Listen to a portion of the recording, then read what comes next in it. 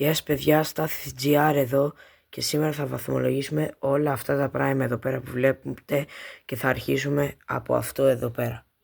Το Blue Raspberry είναι το πιο συνηθισμένο prime που έχει ένα ωραίο μπλεκ χρώμα και όλα θα τα βαθμολογώ με βάση το πόσο όμορφα είναι. Αυτού του βάζω ένα 6 στα 10. Συνεχίζουμε με το Metamoon, το οποίο έχει ένα ωραίο design που όταν εδώ πέρα στο Prime έχει τα γράμματα είναι σαν από το διάστημα και έχει ένα απλό άσπρο χρώμα. Του βάζω 7 στα 10.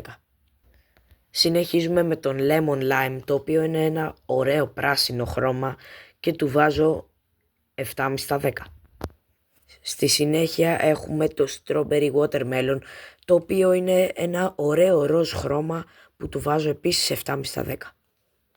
Επόμενο είναι το Lemonade, το οποίο έχει ένα ωραίο κίτρινο χρώμα και του βάζω 8 στα 10. Στη συνέχεια έχουμε το Tropical Punch που είναι ένα ωραίο κόκκινο χρώμα και του βάζω 8,5 στα 10. Στη συνέχεια έχουμε το Cherry Freeze, το οποίο είναι άσπρο με κόκκινο χρώμα, πολύ ωραίο design, του βάζω 8,5 στα 10.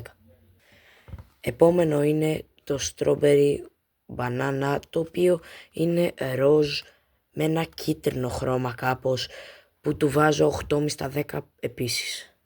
Συνεχίζουμε με το Ice Pop, το οποίο έχει ένα κόκκινο με άσπρο και μπλε χρώμα που του βάζω 9 στα 10. Επόμενο είναι το Bayern Prime, το οποίο είναι της Bayern εδώ πέρα όπως βλέπετε που έχει το σήμα της Bayern. Είναι ένα ωραίο design που έχει κάτι σαν ρόμβους πίσω. Πολύ ωραίο prime, θα του βάλω 9 στα 10.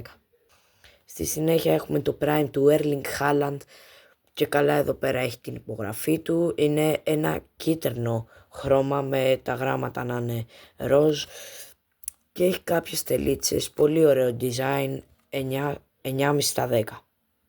Μετά έχουμε το prime της Arsenal, το οποίο έχει εδώ το σήμα της και τα γράμματα είναι κάπως άσπρα και γύρω γύρω είναι χρυσά.